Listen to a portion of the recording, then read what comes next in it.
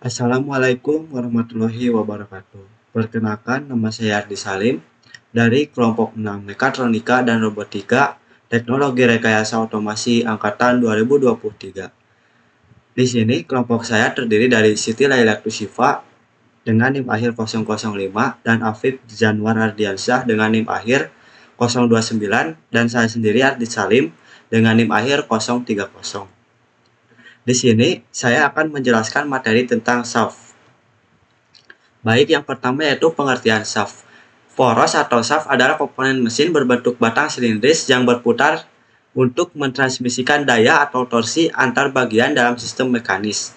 Poros mendukung elemen berputar seperti roda gigi, katrol, dan flywheel, serta didukung oleh bantalan atau bearing dalam housing mesin yang kokoh.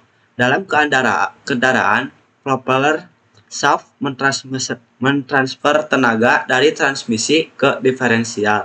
Sementara balance shaft mengurangi getaran untuk kinerja yang lebih halus. Selanjutnya ada fungsi shaft.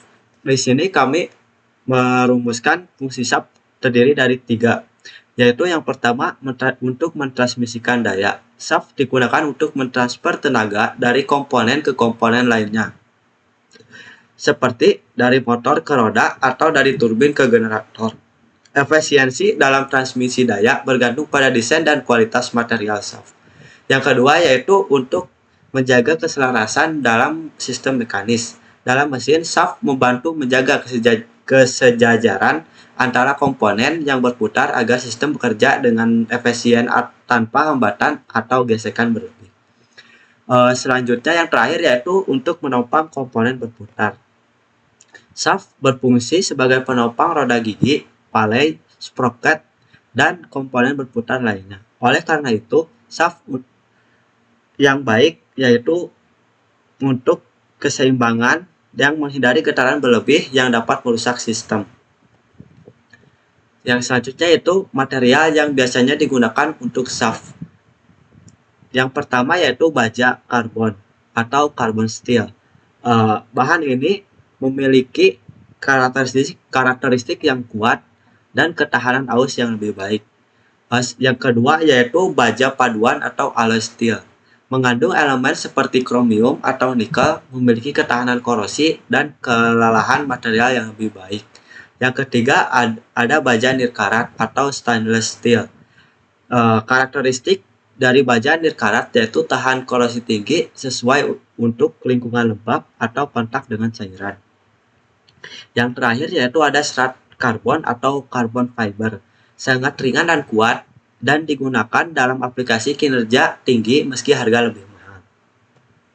Selanjutnya yaitu ada jenis-jenis shaft. Yang pertama tuh ada jenis shaft mesin.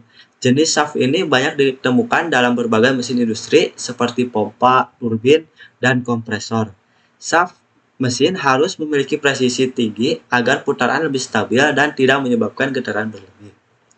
Selanjutnya ada jenis shaft transmisi. Shaft transmisi digunakan untuk mentransfer tenaga antar dua atau lebih elemen dalam sistem mesin. Contohnya adalah shaft dalam gearbox yang menghubungkan mesin dengan roda kendaraan. Shaft ini harus mampu menahan beban puntir yang besar tanpa mengalami deformasi. Selanjutnya ada shaft spindle. Shaft spindle adalah jenis shaft yang digunakan dalam mesin perkakas seperti mesin bubut dan mesin perais. Shaft ini harus memiliki kekuatan yang tinggi untuk menjaga akurasi dalam proses permesinan. Yang terakhir yaitu ada jenis shaft poros fleksibel. Poros fleksibel digunakan dalam sistem yang membutuhkan fleksibilitas dalam transmisi daya seperti bor, tangan, dan beberapa alat mekanik lainnya. Shaft ini memungkinkan transfer daya ke bagian yang sulit dijangkau tanpa mengorbankan efisiensi tenaga. Untuk selanjutnya yaitu faktor kerusakan pada shaft. Yang pertama itu beban berlebih atau overloading. Beban berlebih yaitu seperti disebabkan oleh penyebab eksternal seperti beban yang overload atau bebannya terlalu berat. Yang kedua yaitu kelelahan material. Kelelahan material biasanya disebabkan oleh faktor internal dari shaft itu sendiri. Ya, misal dari bahan apa shaft itu terbuat. Yang ketiga, pelumasan yang buruk. Pelumasan yang buruk dapat mengakibatkan banyak gesekan dengan komponen lainnya. Terus yang keempat, ketidaksejajaran. Seperti contoh di mana shaft tidak sejajar dengan motor kopel. Yang kelima yaitu korosi dan oksidasi, di mana si shaft itu mengalami karat karena disebabkan oleh kontak langsung dengan cairan atau partikel kimia yang lainnya. Terus bagaimana sih pemeliharaannya? Di sini kami merumuskan 3 cara untuk memelihara shaft. Yang pertama, pemeriksaan rutin. Shaft perlu diperiksa secara rutin untuk mencegah kerusakan. Pemeriksaan visual dilakukan oleh penglihatan adanya goresan, retakan, atau korosi. Pelumasan juga harus diperhatikan agar gesekan berkurang dan umur shaft lebih panjang. Yang kedua yaitu pembersihan. Shaft harus dibersihkan secara berkala agar tidak ada kotoran, debu, dan sisa pelumasan yang menempel. Pembersihan ini membantu mengurangi gesekan dan mempermudah pendeteksian kerusakan kecil sejak dini. Yang ketiga atau yang terakhir yaitu penggantian jika diperlukan. Jika shaft udah terlalu aus, bengkok, atau retak, maka harus diganti dengan yang baru. Penggantian tepat waktu dan mencegah kerusakan lebih besar dan memastikan mesin tetap berfungsi dengan baik. Selanjutnya, penerapan komponen shaft dalam industri. Di sini kami menyimpulkan atau beberapa contoh pemanfaatan komponen shaft dalam industri yang secara umum, diantaranya yaitu industri otomotif.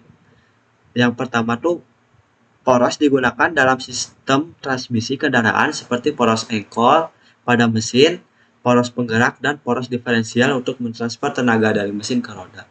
Selanjutnya yaitu industri manufaktur. Poros digunakan dalam berbagai mesin produksi seperti mesin pengolahan makanan, mesin tekstil, dan peralatan manufaktur lainnya untuk mentransfer daya dan gerakan antar komponen. Yang ketiga yaitu industri pertanian. Pada peralatan pertanian seperti traktor dan mesin pemanen, poros mentransmisikan tenaga ke alat yang digunakan untuk mengolah lahan dan memanen hasil pertanian. Yang terakhir yaitu industri energi. Industri energi, pada pembangkit listrik, poros digunakan sebagai generator dan turbin untuk mentransmisikan tenaga mekanis yang dihasilkan menjadi energi listrik. Oke, yang terakhir yaitu kesimpulan, shaft adalah poros adalah elemen mekanik berbentuk silinder yang berfungsi untuk mentransmisikan daya dan torsi dari bagian-bagian mesin dan bagian lainnya dalam aplikasi poros. Dalam aplikasinya, poros dapat dikategorikan menjadi poros transmisi yang mentransfer daya dan poros pendukung yang hanya berfungsi sebagai penyangga. Material yang digunakan umumnya berupa baja karbon atau baja paduan karena memiliki kekuatan tinggi dan ketahanan terhadap kelelahan. Selain itu, poros sering bekerja sama elemen lain seperti bantalan atau bearing, kopling, dan roda gigi untuk memastikan transmisi daya berjalan dengan efisien. Dengan memahami prinsip kerja, jenis, serta faktor proses desain poros, sistem mekanik dapat beroperasi secara optimal dan tahan lebih lama.